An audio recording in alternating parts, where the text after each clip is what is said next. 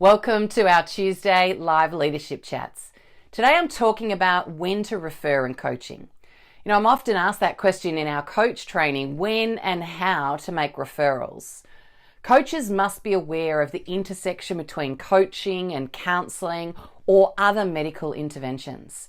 A coach can't diagnose depression, suicidal signs, addictions. Only medical and counselling professionals can do that. But what do you do if you suspect that one of these issues is present with your coachee? How do you broach the subject and refer people on to the right support that they need? My name is Kylie Butler, and I'm a part of Christian Coaching Institute, which is Australia's leading Christian coaching organisation. We've been coaching and training leaders in coaching for over 10 years now. Now, as a coach, it's critical that you discern whether your coachee is coachable or instead requires referral to a health professional of some kind. Sometimes that's just easier said than done. Some issues are really obvious from the start, but others might not surface until later in the coaching process.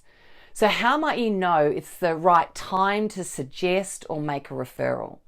The short answer is, when you feel you're not able to help your coachee make progress towards their stated goal or goals, then it might be time to refer. A simple kind of litmus test can help. Ask yourself, based on what I'm hearing, does this person need healing or does this individual want growth? A person who needs healing is probably not quite right for coaching at this point. There are some clear topics that belong in counselling and not in coaching. For example, deep discussions about personal histories, traumas, addictions, diagnosed mental health issues clearly fall into the realm of counselling. But other areas just aren't quite so clear. Some topics cross the line between coaching and counselling. For example, anxiety that's related to work and career can be blurry in those lines. But here's some red flags to watch out for. If you hear your coachee thinking about harming themselves or another, that's a clear indication of emotional pain or trauma, and we need to get medical professional help. Any type of addiction, sexual addiction, pornography, gambling, overspending, alcohol and drug abuse. It might be unresolved issues of abuse or neglect.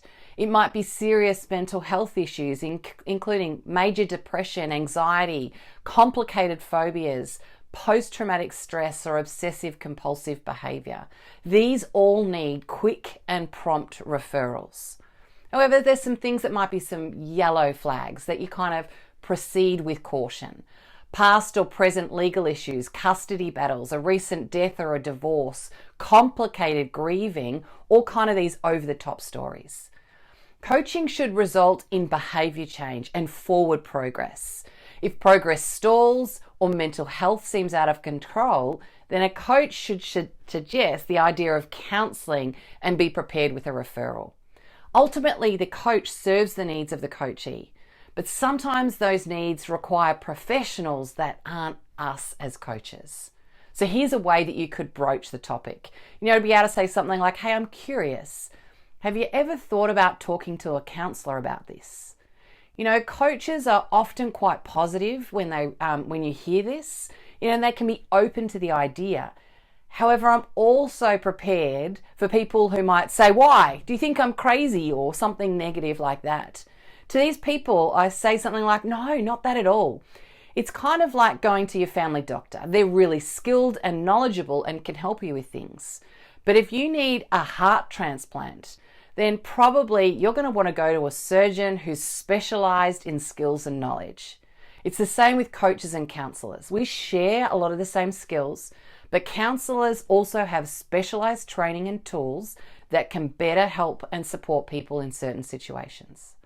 In these cases, the coachees have realised that the question was coming from a place of caring and support, and the rest of the conversation is generally very pleasant. Remember, as coaches, we are about growth practitioners, not healing. When in doubt, don't. If you're interested in having better conversations with your team, helping people to move to greater responsibility and accountability, getting better at being present and listening, then why not join us for our second cohort for our Coach Mastery course, which starts on the 27th of March. I'll put some further details for you in the comments below, but it'd be great to have you with us. So today, we've talked about when to refer in coaching. As coaches, we must be aware of the intersection between coaching, counselling, and medical intervention, and where our skills and knowledge finishes. So what do you do when you suspect one of these issues is present? We talked about some red flags and some yellow flags and things we can watch out for as coaches.